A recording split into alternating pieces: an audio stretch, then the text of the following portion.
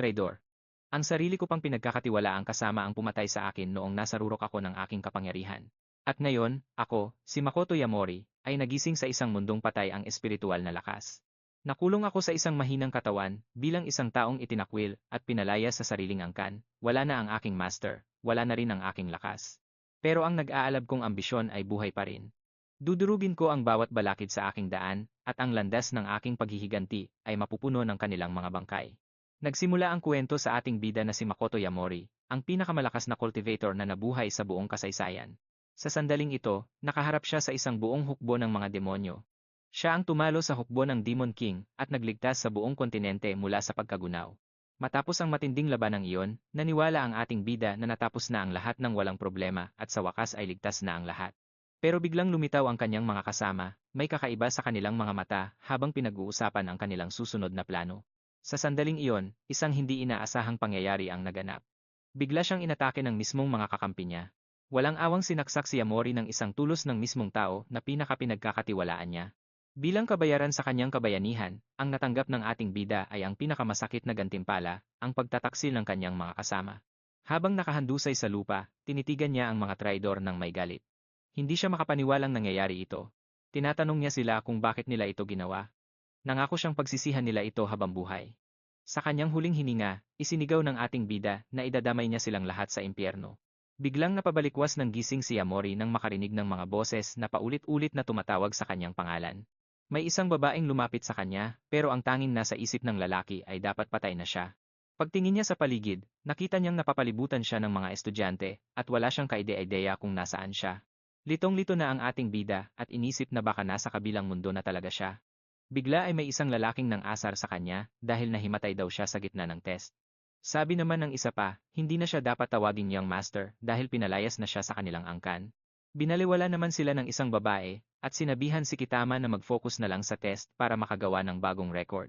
Ngumiting aso si Kitama at mayabang na sumang-ayon sa sinabi nito. Inutusan ng guro ang lahat na ituloy ang test, at biglang bumaha ng mga alaala sa isip ng ating bida. Habang sinusuri ang mga ito, naintindihan niyang wala na siya sa dati niyang mundo. Isinilang siyang muli sa katawan ng isang batang lalaki na kapareho niya ng pangalan. Mula sa mga alaala lang iyon, nalaman niyang galing siya sa isang makapangyarihang pamilya, pero matapos mamatay ang kanyang mga magulang, itinakwil siya ng kanyang angkan. Nagulantang siya sa nalaman dahil nasa isang ganap na kakaibang mundo na siya ngayon. Pagkatapos nito, napansin niyang hindi alam ng mga tao rito kung paano pagyamanin ang kanilang panloob na enerhiya. May kakaibang lakas sa hangin na tinatawag nilang ki, pero walang nakakaalam kung paano ito gagamitin. Kahit na napakahina nito, nararamdaman ng ating bida ang presensya ng ki sa paligid niya. Dahil sa kaalaman niya mula sa dati niyang buhay, alam niya ang tamang paraan para sipsipin ang enerhiyang ito.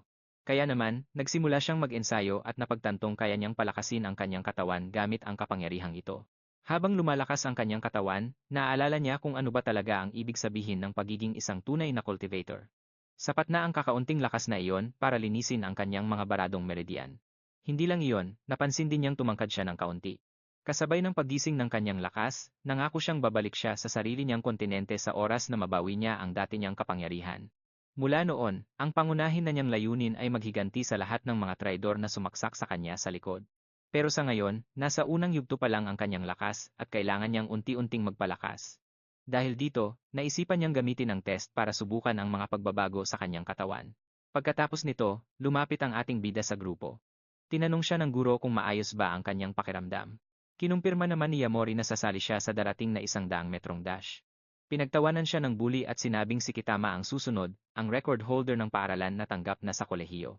Maging si Kitama at ang kanyang girlfriend ay pinagkaisahan din siya. Sabi nila, wala na raw natitirang dignidad ang lalaking ito. Binaliwala lang sila ng ating bida. Sa isip niya, nasa unang yugto pa lang siya ng cultivation, pero ang katawan ng isang cultivator ay higit na mas malakas kaysa sa karaniwang tao. Patuloy siyang tinutokso ng bully.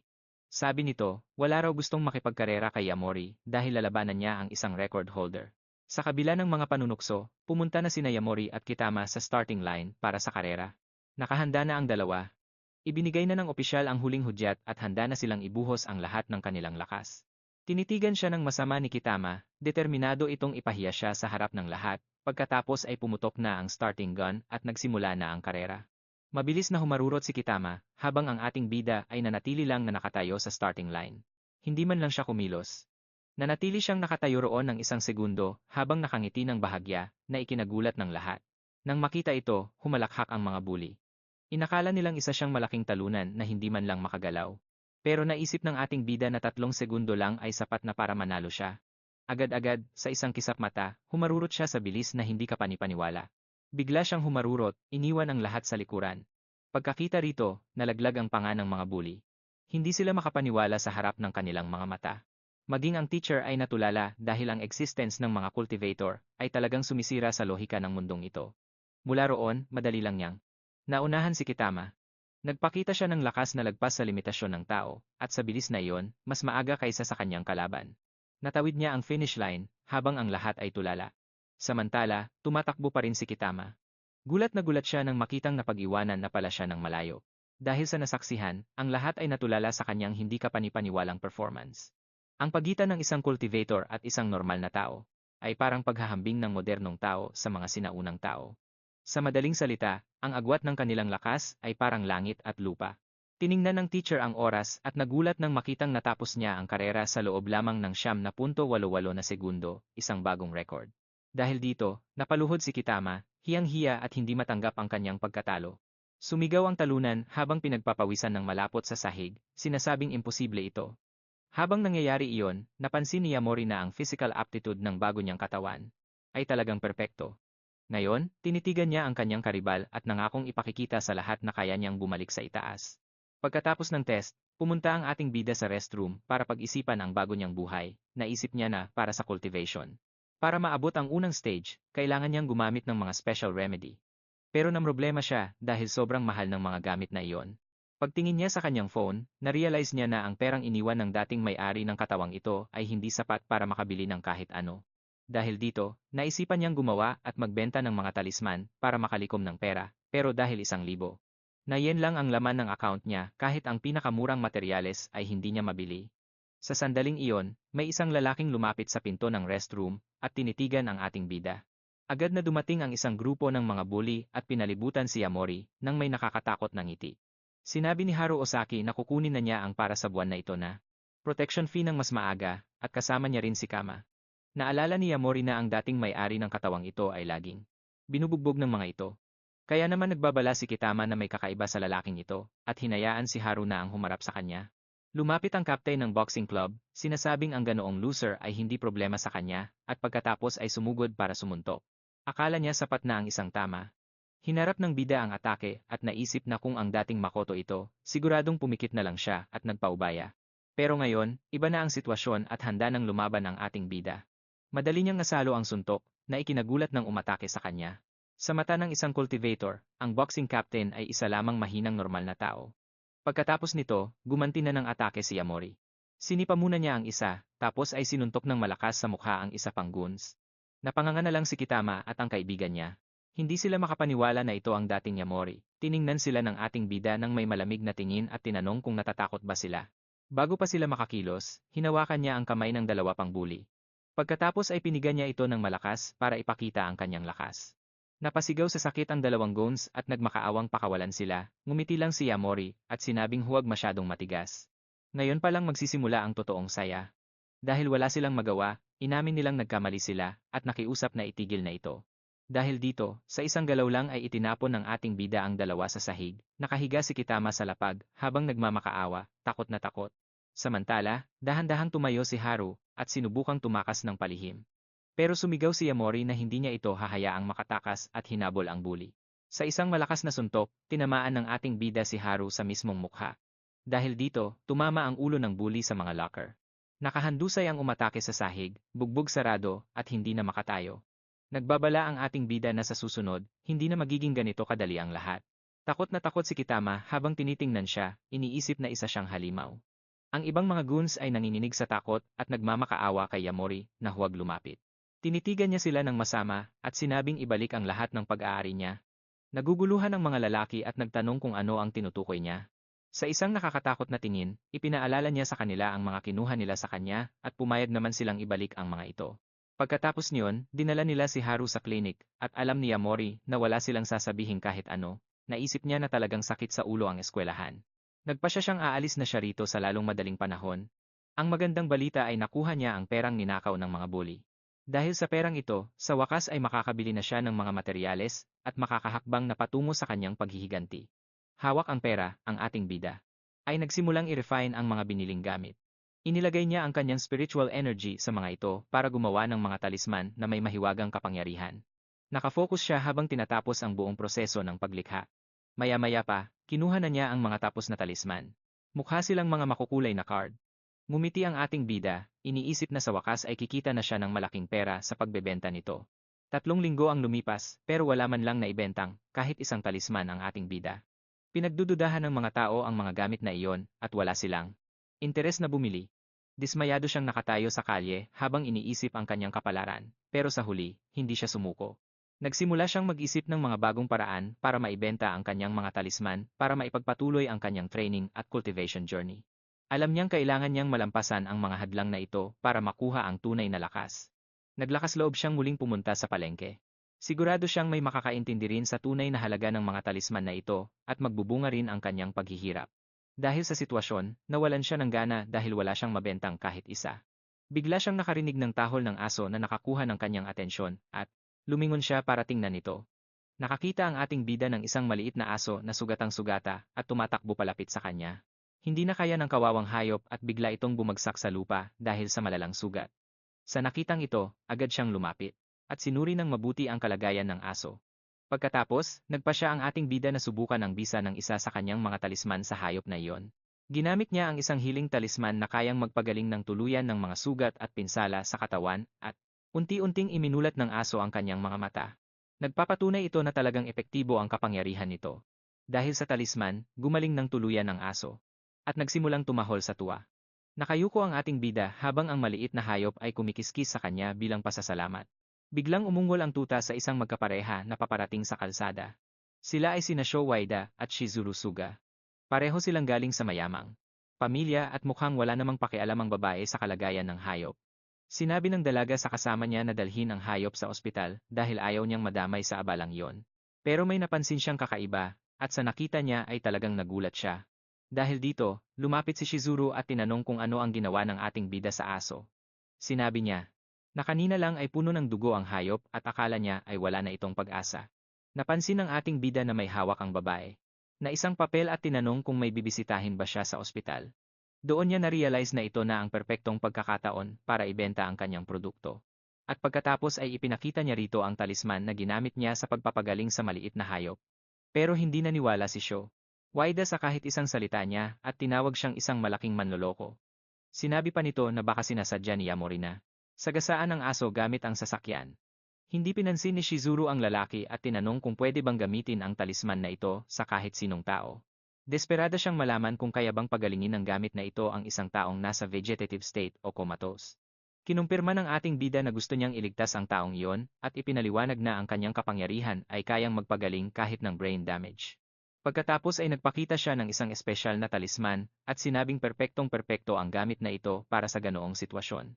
Nainis si Sho Waida at sinabihan ng babae na huwag maniwala sa walang kwentang kalokohan na iyon. Hindi siya pinansin ng ating bida at iniabot ang talisman sa dalaga, sabay nito ay ipinaliwanag niya kung paano ito gamitin. Pagkatapos ay sinabi niya ang mga presyo kung saan. Ang pinakamahal ay 400,000 at ang pinakamura ay 200,000 yen. Nag-alok si Shizuru ng 1,000,000 yen para sa lahat ng talisman, kaya nagulat ang kanyang kaibigan. Dahil dito, sinugod ni Sho Waida ang ating bida at pinalayas siya rito. Pero madaling nahawakan ni Yamori ang kanyang kamay at pinigilan ang pag-atake nito. Sa mahigpit na pagkakahawak, binalaan siya ng ating bida na huwag manghimasok sa kanyang negosyo. Gamit ang nakakatakot na tingin, sinabihan niya itong umalis na at huwag nang magpapakita pa muli, agad-agad. Ay itinumba ng ating bida ang umatake sa kanya sa isang galaw lang. Sa ganitong paraan, naging matagumpay ang usapan at ibinigay na niya ang mga gamit sa kanyang kliyente. Bukod dito, binigyan pa niya ito ng 2 pang libreng talisman, isa para sa proteksyon at isa para sa fireball. Ngumiti siya ng bahagya at sinabing sana ay hindi na nito kailangang gamitin ang mga iyon, naantig si Shizuru sa lahat ng ito at buong puso siyang pinasalamatan. Lumingon agad si Shizuru at tinanong kung ano ang pangalan ng lalaking tumulong sa kanya. Sumigaw si Sho Waida. At sinabing manloloko ang ating bida at hindi ito dapat pagkatiwalaan. Inamin ng dalaga na parang imposible nga ang lahat. Pero para sa pagkakataong maisalba ang kanyang ina, handa siyang gawin ang lahat. Pagkatapos nito, nagpa siya ang maliit na aso na susundan niya ang ating bida kahit saan man ito pumunta. Dahil may pera na sa bulsa, makakahanap na rin siya sa wakas ng maayos na matitirhan. Pagkatapos nito, ang susunod niyang hakbang ay maghanap ng mga halamang gamot para mapabilis ang kanyang cultivation. Biglang tumahol ng malakas ang tuta. At itinuro ang isang bagay sa malapit. Dahil dito, nakakita siya ng isang mansyon kung saan nagmumula ang napakalakas na spiritual energy. Namangha ang ating bida at napaisip kung ano nga ba ang tumutubo sa hardin ng bahay na iyon. Ang nakakagulat, nakakita siya roon ng bihirang silver heart grass, isang napakamakapangyarihang halamang gamot, habang nangyayari ito, sa ospital naman ay ginagamot ng nurse ang mga sugat ni Showeda. Sobrang maga ng kanyang kamay, at nagrereklamo siya na hindi mabuting tao ang ating bida. Puno ng galit, nangako siya na sa susunod nilang pagkikita ay mag-iiba na ang takbo ng usapan. Biglang may dumating na isang makapangyarihang lalaki sa pinto, at tumingin sa kanya nang may pagkadisgusto. Siya si Kenji Suga, isang city councilman, at tinanong niya kung ano ba ang iniisip ng mga ito. Pagkatapos ay lumingon siya kay Shizuru at tinanong kung naniwala ba ito sa mahabang kwento ng isang manloloko. Nagchichismisan ang dalawang nurse na nalinlang ang anak ng councilman at gumastos ito ng napakalaking halaga. Pero hindi pinansin ni Shizuru ang lahat at sinabing gusto lang niyang sumubok sa huling pagkakataon. Hawak ang talisman, naisip niya na ito na ang kanyang huling pagkakataon at kailangan niyang subukan ito anuman ang mangyari. Nawalan na ng pasensya ang kanyang ama at sumigaw na tama na dahil parang nababaliw na raw ito. Hindi siya makapaniwala na naniwala ang kanyang anak sa isang pekeng kwento. At tinanong kung ano ba itong ginagawa niya. Galit na tumingin ang dalaga sa kanyang ama at nagdesisyon siyang hamunin ng harapan ang kanyang ama. Sinumbatan niya ito na hindi man lang ito nag-abalang bisitahin ang sariling asawa habang nakahiga itong walang malay sa ospital. Pasigaw na sinabi ng dalaga na kung dinala lang sana niya ito agad sa ospital, hindi sana nangyari ang lahat ng ito. Sa huli, sinabi niya na kahit mamatay pa ang kanyang ina, magpapawalang bahala lang ang ama na parang walang nangyari.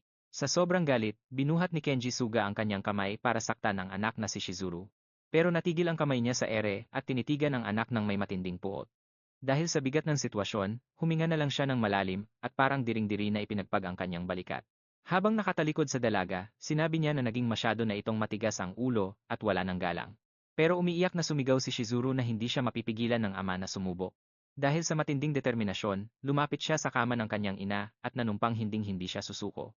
Bigla namang nagliwanag ng husto ang anting-anting na hawak niya. Habang naglalabas ito ng asul na liwanag, nagulat si Kenji at napalingon, sabay tanong kung ano ba ang nangyayari doon. Sa gulat ng lahat, idinilat ng kanyang inang si Yoko Suga ang mga mata nito at kinausap ang anak. Dahil sa sobrang emosyon, napayakap at napaiyak ang dalaga habang tinatawag ang kanyang ina. Samantala, nagmamadali namang tumakbo si Kenji para tawagin ang doktor. May ngiti sa kanyang mukha habang sumisigaw sa hallway na sa wakas ay nagising na ang kanyang asawa. Narinig ito ng isang doktor at nurse, at pareho silang nagulantang sa hindi inaasahang balitang ito. Hindi nag-aksaya ng oras ang medical team, at agad silang tumakbo sa silid para suriin ang pasyente. Sinabi ng doktor na aabutin ng halos 1 taon at kalahati bago ito tuluyang makabalik sa normal na buhay. Tinitigan ni Shizuru ang anting-anting at narealize niyang nangyari ang lahat ng ito dahil doon. Nakita niyang unti-unting natutunaw ang anting-anting sa kanyang kamay, kaya lalo siyang naniwala na ito nga ang milagrong nagpagaling sa ina. Nakanganga sa gulat ang doktor at si Kenji, sabay sigaw na imposible ang mga nangyayaring ito. Dahil sa sitwasyon, nasabi na lang ng doktor na isa itong himala, habang matalim namang tinitigan ni Shizuru ang kanyang ama. Nanginginig sa takot si Kenji, at naisip na baka isang nilalang na hindi namamatay ang ating bida. Pagkaraan ng ilang sandali, madamdaming niyakap ng dalaga ang kanyang ina, na humihingi naman ng tawad sa lahat ng paghihirap na dinanas ng anak. Hawak ang isa pang anting-anting, nanumpa si Shizuru na hahanapin niya si Yaomori para makaganti sa kabutihan nito. Sa wakas, lumipat na rin ang ating bida sa kanyang bagong tirahan. Kasabay nito, naalala niya ang lahat ng mga nagtaksil sa kanya. Nanumpa siya na hinding-hindi niya mapapatawad ang ginawa nila. Pero para magawa iyon, kailangan muna niyang maabot ang 11 yugto ng key refining. Taglay ang matatalim na mata, nangako siya na papalapit na ng papalapit ang araw ng kanyang paghihiganti. Habang nakahiga sa kama, naramdaman niyang unti-unting nauubos ang espiritual na enerhiya sa mundong ito.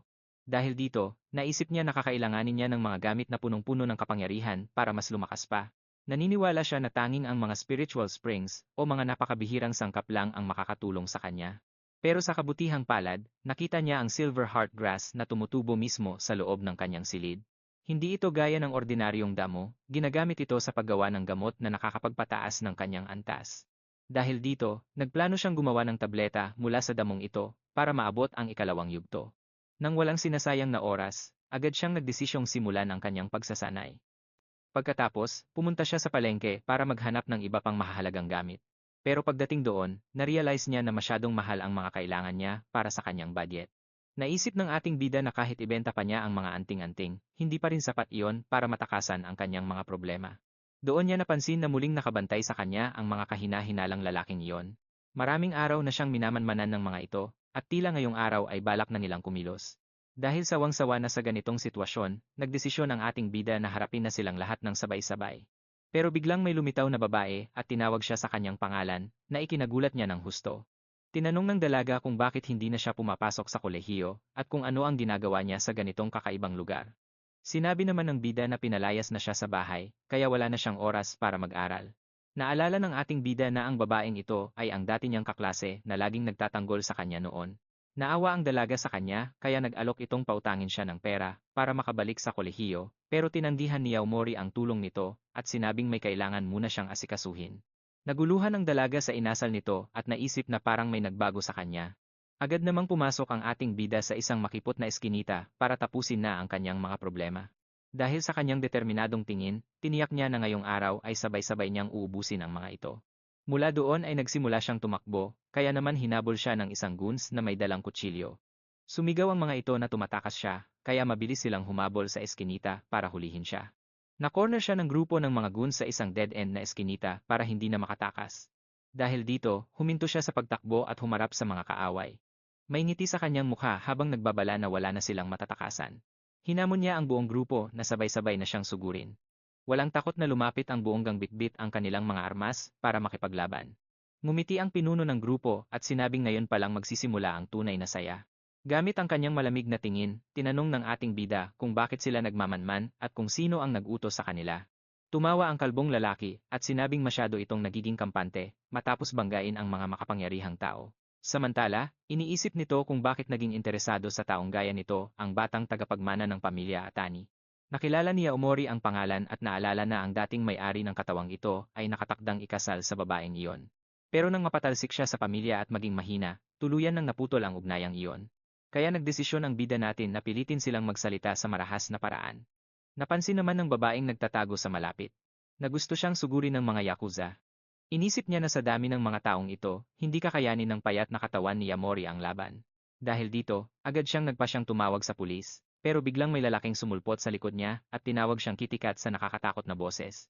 Bigla siyang sinunggaban ng kriminal mula sa likod at tinanong kung sino ang tinatawagan niya. Noong narinig ng bida natin ang sigaw ng babae, agad siyang lumingon at nakitang ayaw siyang bitawan ng salarin. Saktong dumating naman ang tunay na boss ng gang sa lugar na iyon.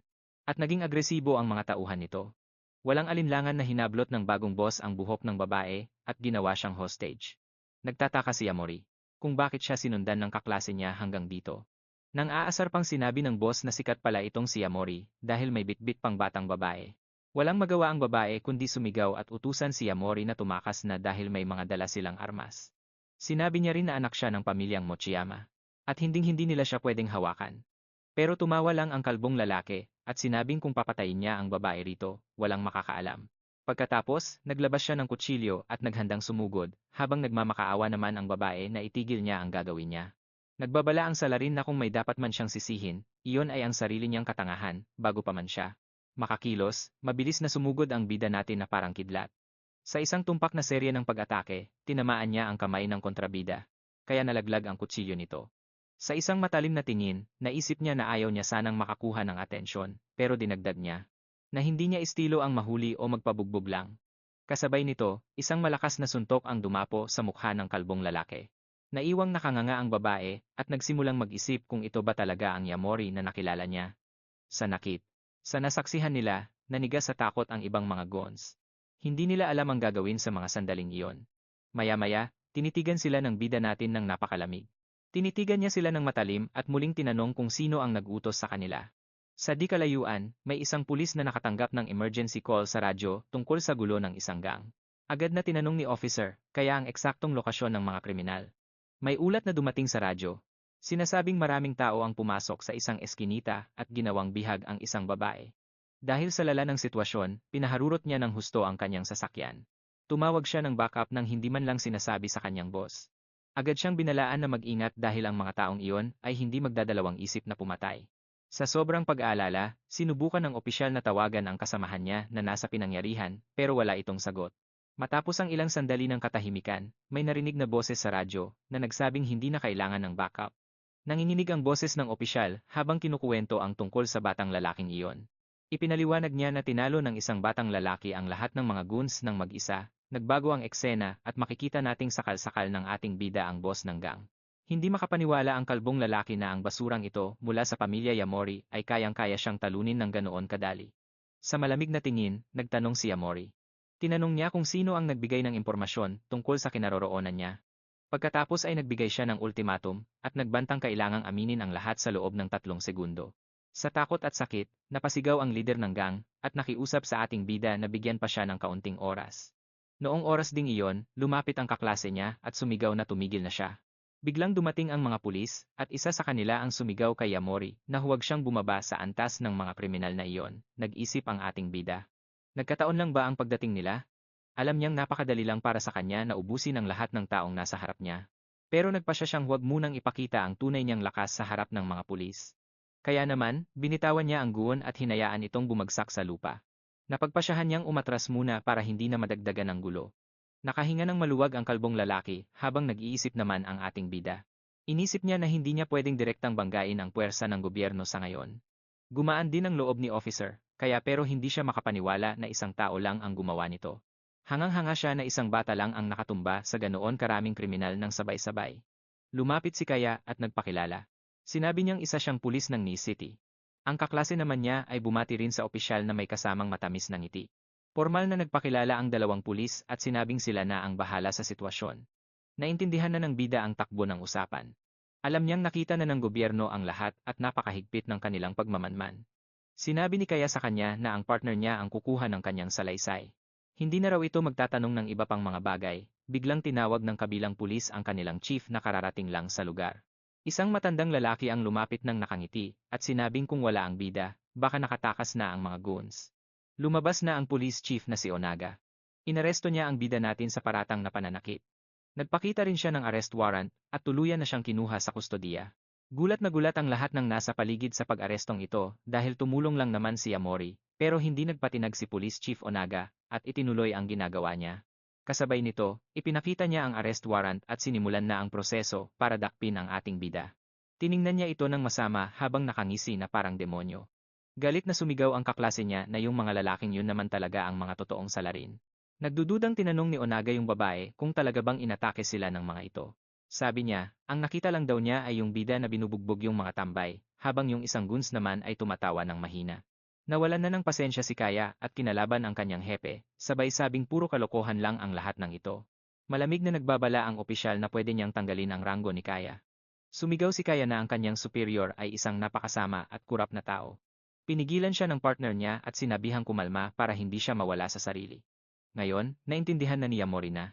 Ang taong nasa likod ng buong misyon na ito ay ginawa ang lahat para lang bitagin at ipahamak siya. Pinagtatawanan siya ng chief. Pero tingin ng ating bida, ito na ang tamang pagkakataon para kumuha ng impormasyon. Nagtanong si Yamori, paano nalaman ng opisyal na isa lang siyang estudyante?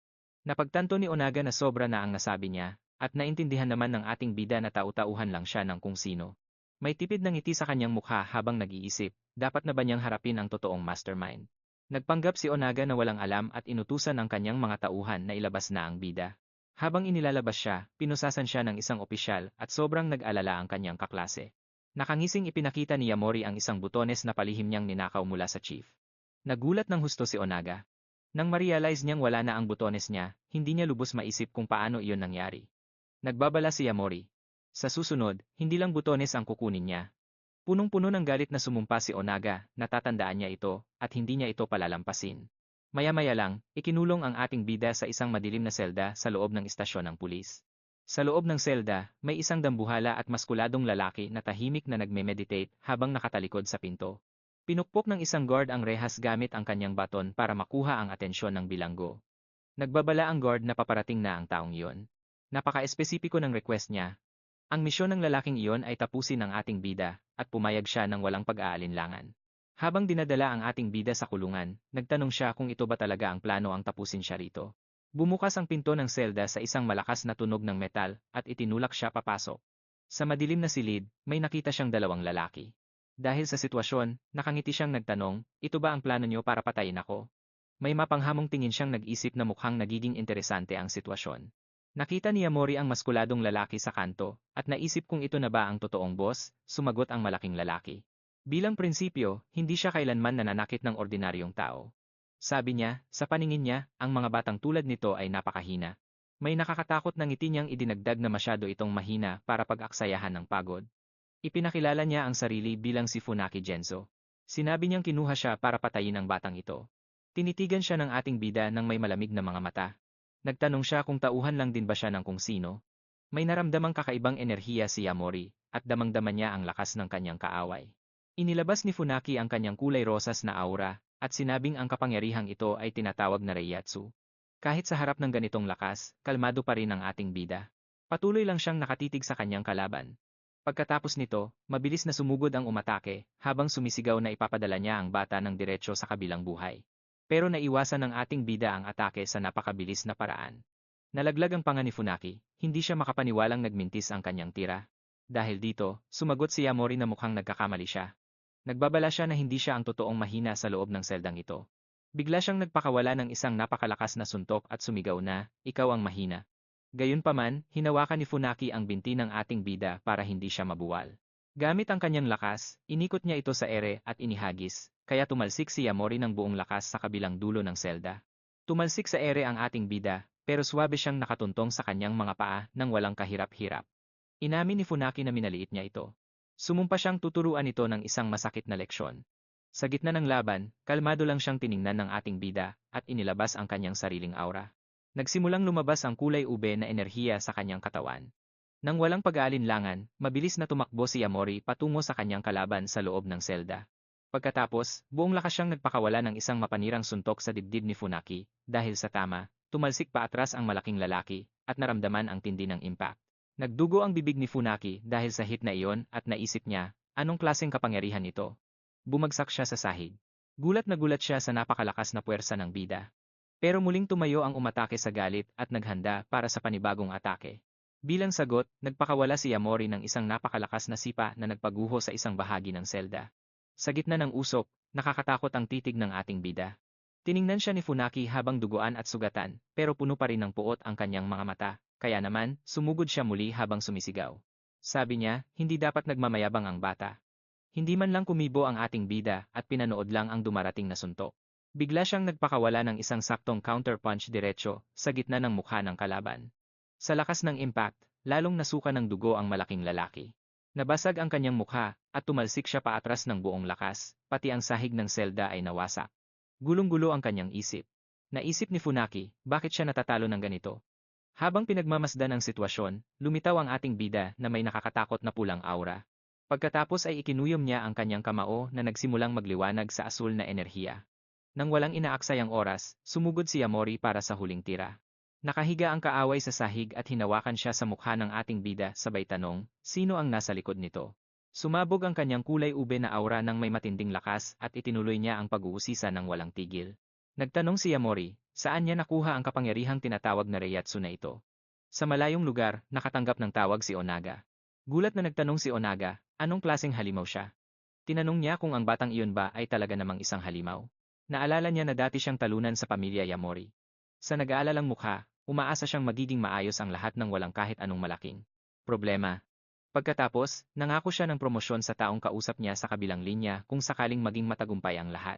Sa loob ng selda, nakatayo ang bida natin sa harap ni Funaki, na humahanga sa katahimikan niya. Inamin ng bugbog saradong salarin na. Minaliit niya ang ating bida. Napaisip naman si Yamori, kung may iba pa kayang mga cultivator, na gaya niya sa mundong ito. Pagkatapos, ikinuwento ni Funaki ang pagtatagpo nila ng isang misteryosong monghe ilang taon na ang nakakaraan. Ang mongheng yon, ginamit lang ang kamay niya para putulin ang isang dambuhalang puno sa gitna. Napanganga na lang ang salarin sa gulat, hindi siya makapaniwala sa pambihirang lakas na taglay ng lalaking yon. Maya-maya pa, binigyan siya ng monghe ng isang bote ng divine water at pinainom sa kanya. Sa loob ng maraming taon, uminom siya ng hinaluang tubig gaya ng sabi ng matanda. Dahil dito, nagbago ang kanyang katawan at naging kakaiba. Naintindihan agad ng bida natin na ang tinatawag nilang divine water ay isa pa lang Spiritual liquid. Bihira lang ang pinagkukunan ng enerhiyang ito at napakagandang gamitin para sa cultivation. Tinanong ni Yamori kung bakit ang isang malakas na tao ay nagpapa-under sa mga ordinaryong nilalang.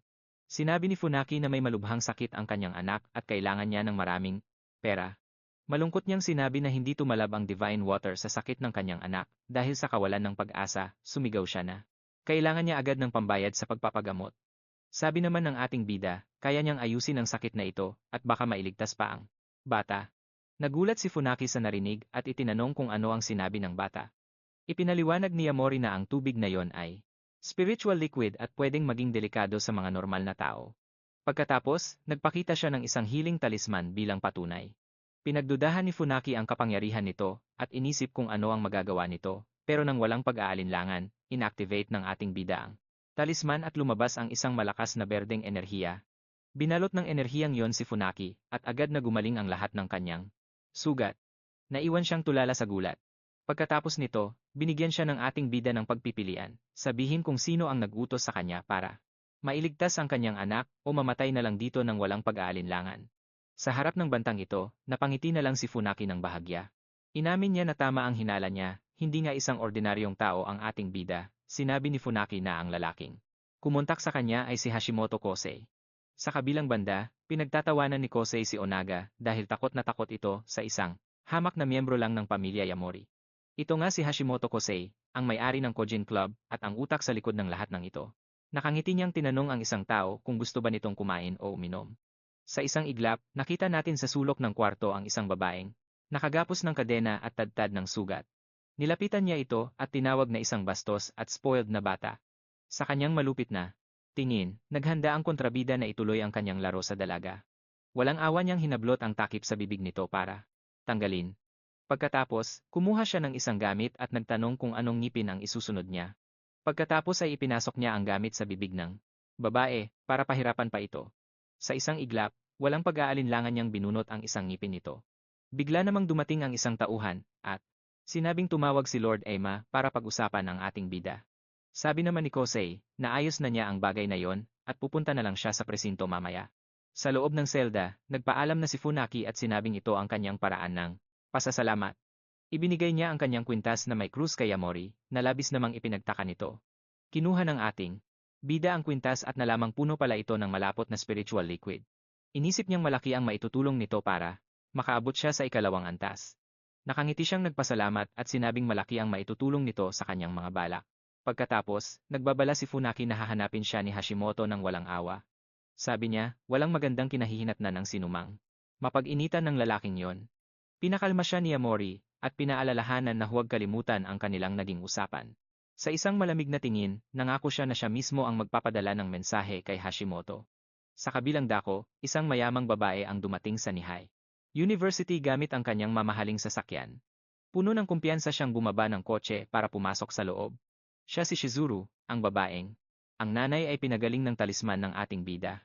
Naisip niyang isang malaking pagkakataon na ang lalaking yon ay bagong estudyante sa paaralang yon. Kaya naman, nagpasya siyang pumunta sa opisina ng dean para magtanong. Samantala, nakikipagtalo si Saki sa isang guro tungkol sa maling pag-aresto kay Yamori. Biglang bumukas ang pinto ng silid-aralan at isang hindi kilalang tao ang pumasok. Lumitaw si Shizuru at agad siyang nakilala ng mga kaklase bilang isang sikat na senior. Narinig niya ang kanilang usapan at nagtanong kung ang ating bida ba ang pinag-uusapan nila. Sa presinto naman, galit na hinampas ni officer kaya ang lamesa ng kanyang chief. Hindi siya makapaniwala na pakakawalan lang ng kanyang senior ang kriminal na ilang taon na nilang tinatangkang hulihin.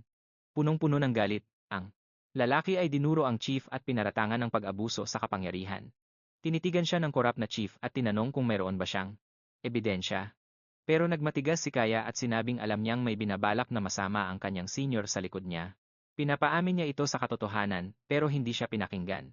Biglang may sumipa sa pinto ng opisina at may sumigaw na bawal pumasok doon. Biglang pumasok si Saki at Shizuru para hilingin na palayain na ang ating bida. Galit na sumisigaw ang chief dahil hindi man lang mapigilan ng mga tauhan niya ang mga outsiders. Nagtataka siya kung sino ba ang babaeng ito.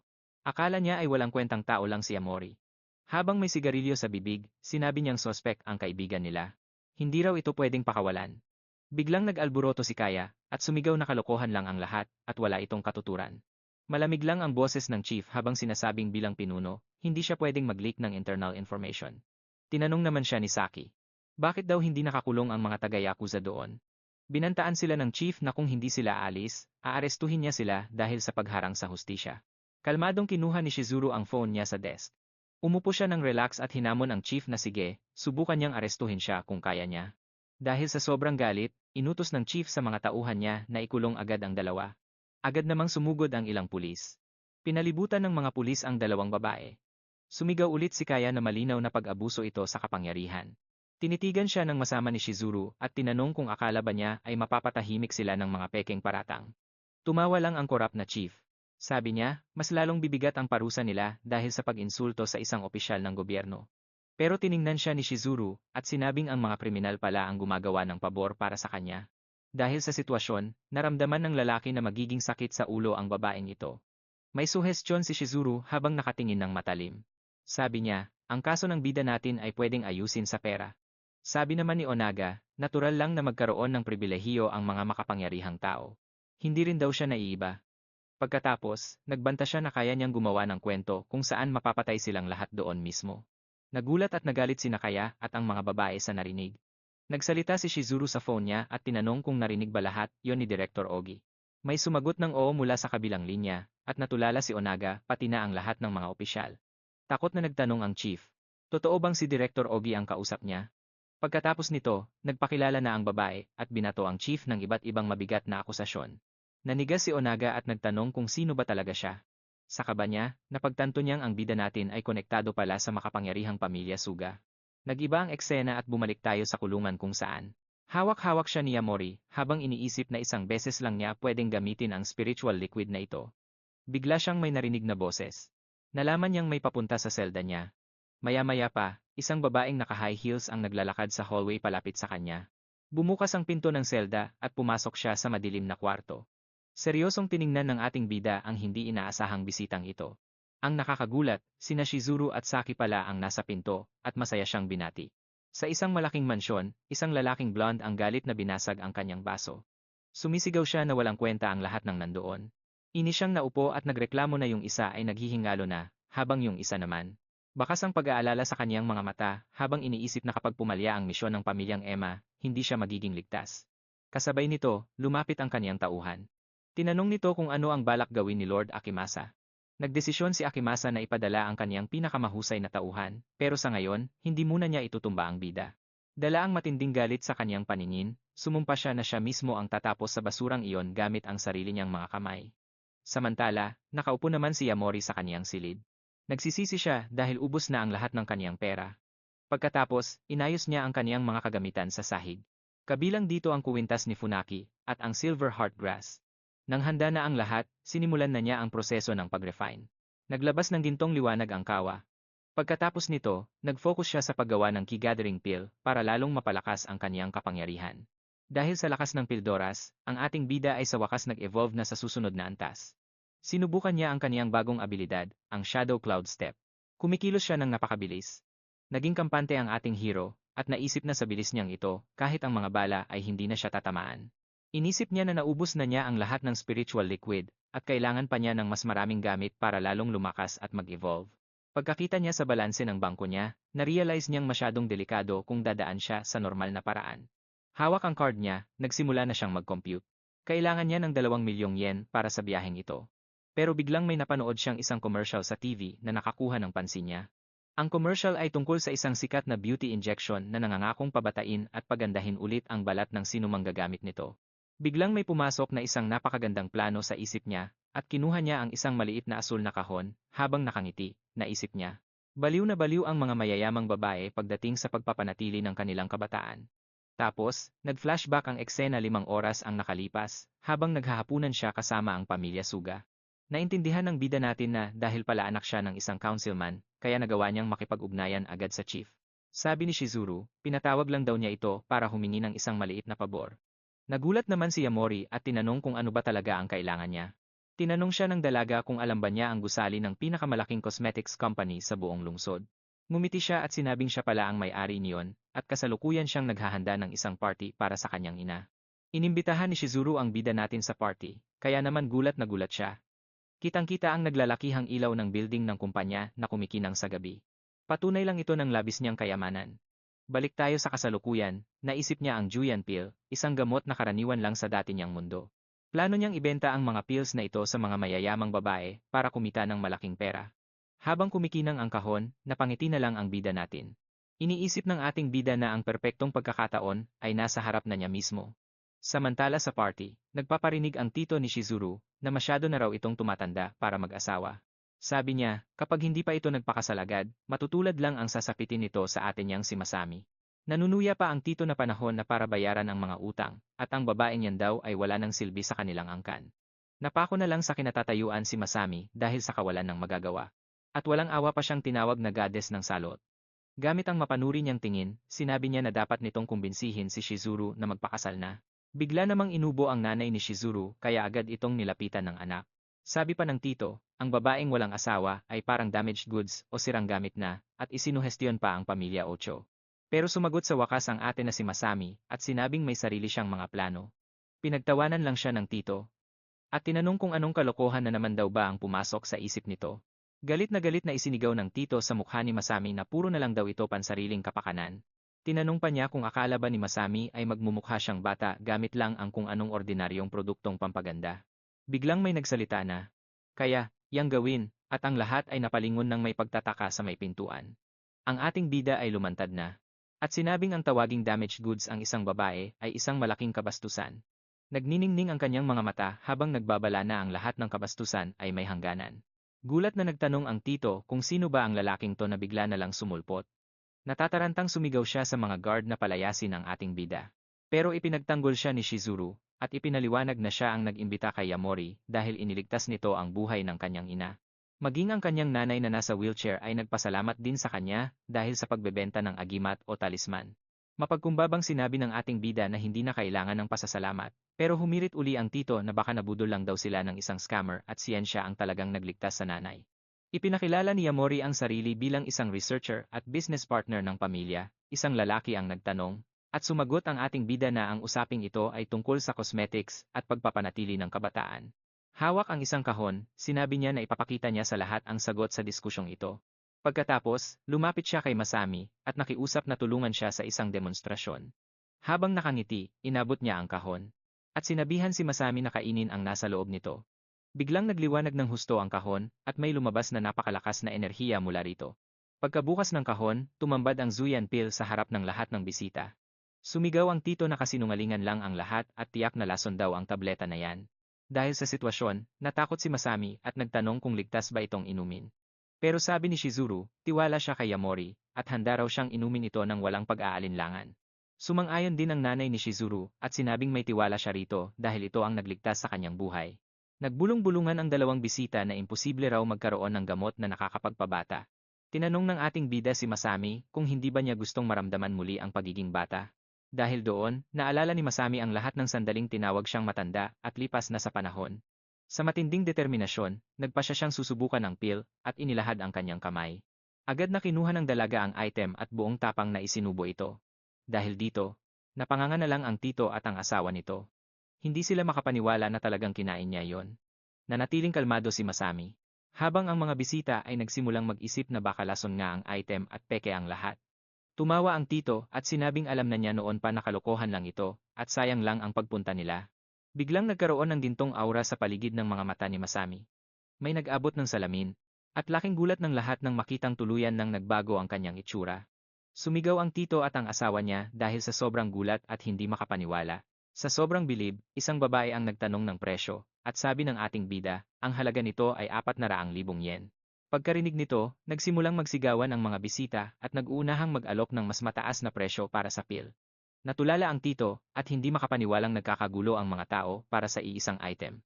Napagtanto niya na ang tunay na halaga ay nasa teknolohiya nito, at ang pagpapakalat nito ang magdadala sa kanila sa tuktok. Nagbabala ang kanyang asawa na baka malugi ang kumpanya, pero agad niya itong pinatahimik ng hindi na nag-iisip. Gamit ang isang masamang ngiti, nagplano siyang linlangin si Yamori at ipakasal si Shizuru para maagaw ang mga pill. Bigla namang nag-alok ang isang matabang lalaki mula sa Kojian Group ng 40 milyong yen para sa mga karapatan o rights.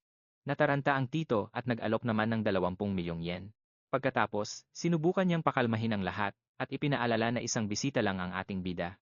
Habang may pekeng ngiti, tinawag niya si Yamori para mag-usap ng sarilinan.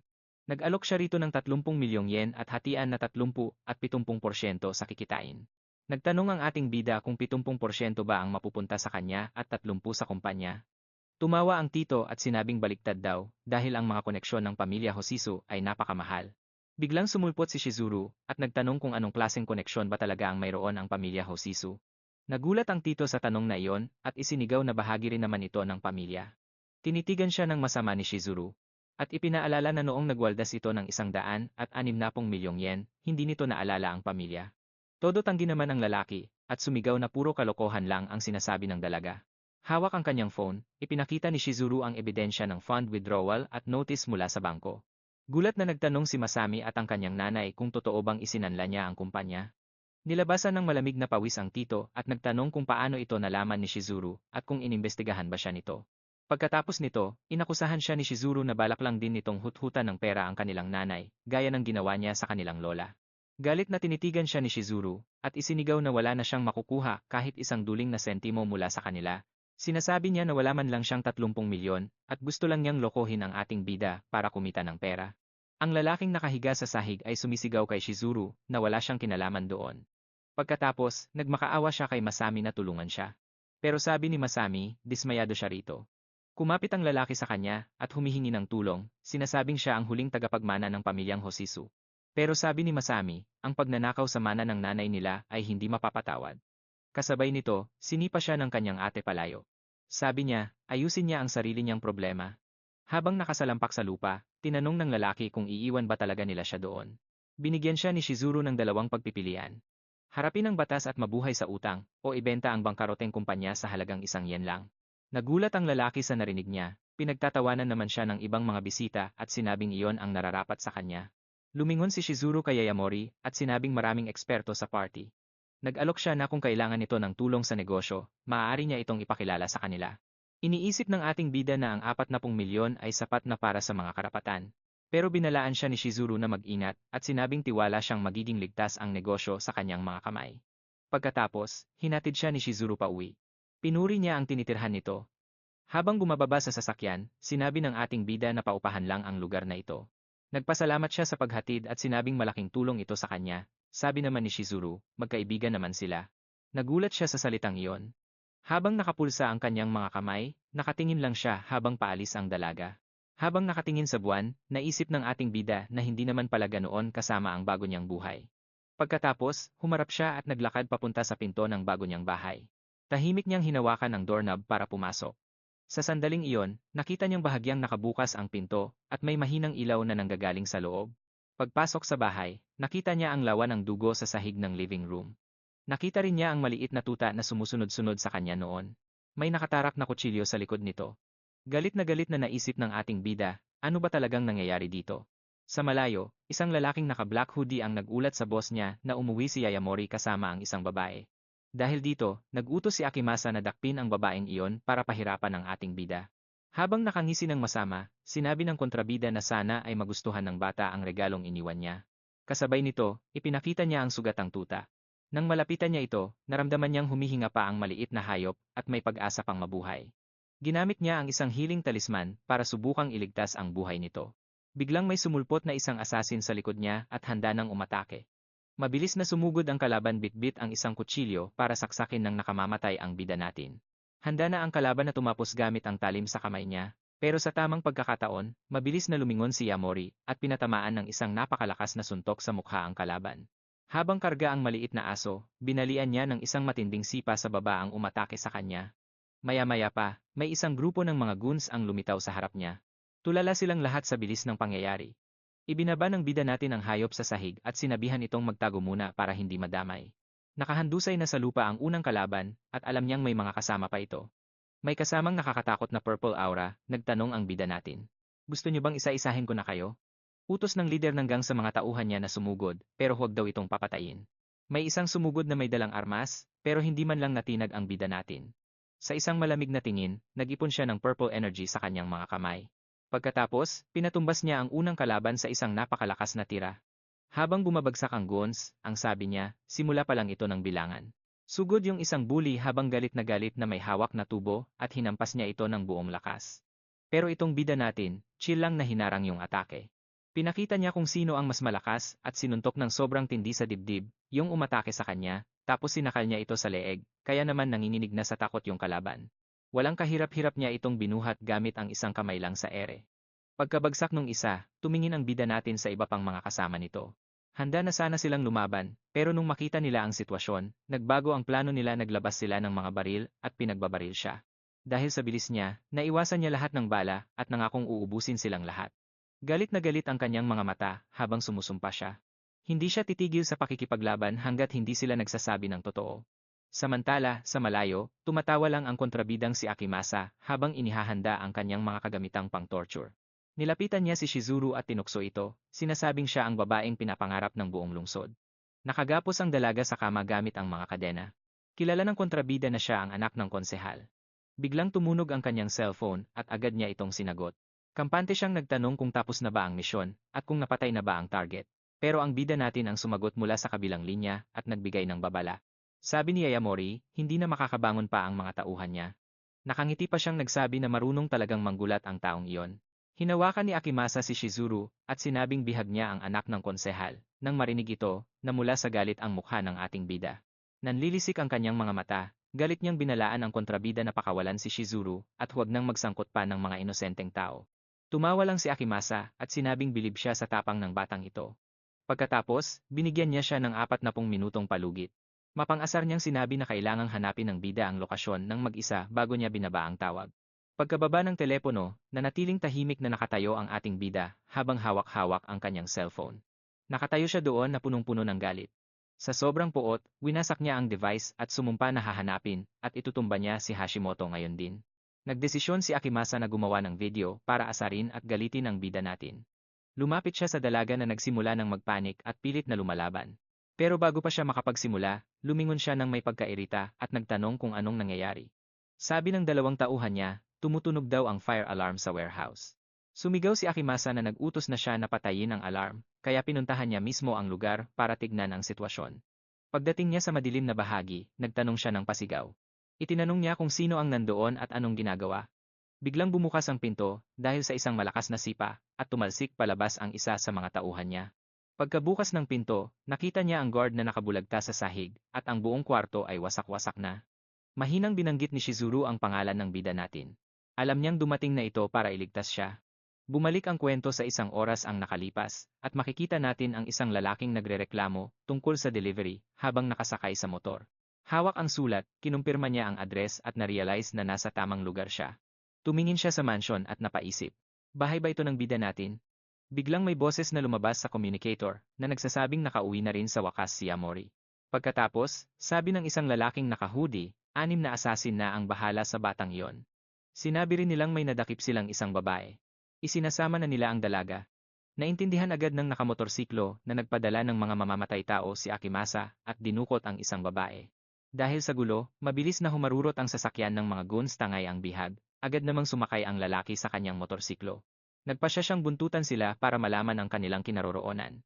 Pinaharurot niya ang kanyang motor para habulin ang sasakyan ng mga kidnapper. Pagkarating sa isang malaking mansyon, biglang tumunog ang phone niya at sinagot ito.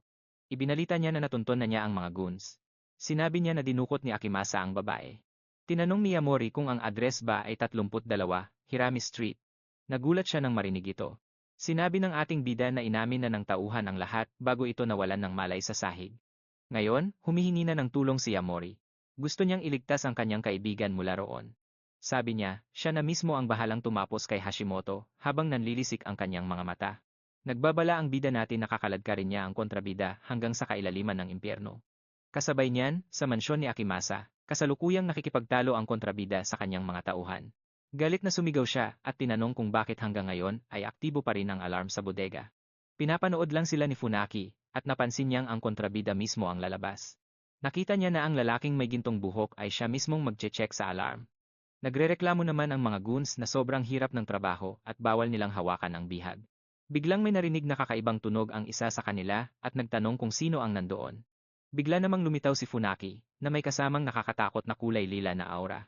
Tinanong ng goon kung anong ginagawa niya roon. Pero sa malamig na titig, Humingi lang siya ng paumanhin at sinabing, konting tiis na lang, matatapos din to. Pagkatapos niyan, mabilis siyang sumugod at pinatamaan ng isang malakas na suntok ang gugwardiya sa mansyon. Pagkabagsak ng unang kalaban, agad din niyang tinapos ang pangalawang goon. Sa gitna nito, nahanap na rin niya si Shizuru, at sinabing malaki na ang utang na loob ng bida natin sa kanya ngayon. Nang walang pag-aalinlangan, binuhat niya agad ang dalaga. Kinarga niya si Shizuru sa kanyang mga bisig at sinabing kailangan na nilang makatakas agad. Kaya naman, kumaripas ng takbo si Funaki sa hallway. Gusto niyang makalayo bago pa sila mapansin ng iba pang mga bantay. Pagdating sa pinto, sinabi niyang nasa garden ang sasakyan at hindi na makakaabot ang mga goons. Pero bigla na lang may isang mabilis na tama ng liwanag ang bumaon sa katawan niya na naging dahilan para malubha siyang masugatan. Dahil sa tindi ng atake, bumagsak ng malakas si Funaki sa sahig para lang masiguradong hindi masaktan ang dalaga. Nakahandusay siya sa lupa at talagang bugbog sarado ang katawan.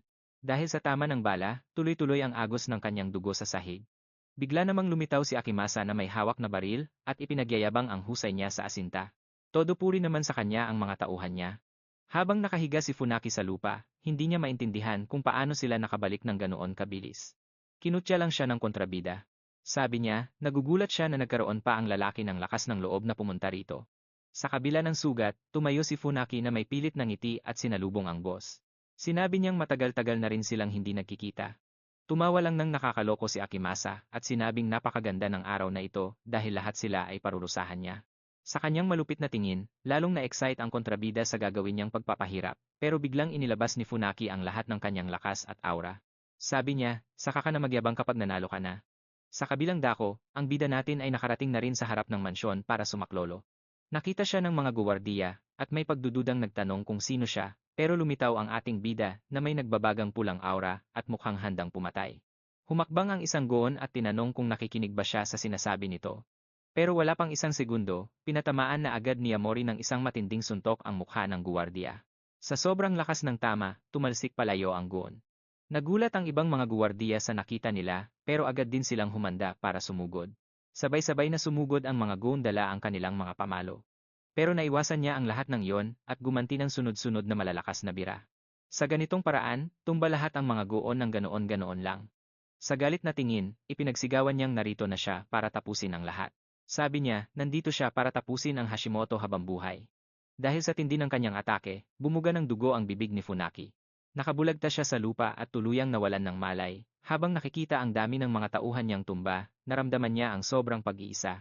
Habang nakahiga sa lupa, sinisisi niya ang kanyang sarili dahil hindi siya nakinig sa bida natin at nabigo siyang iligtas ang babae.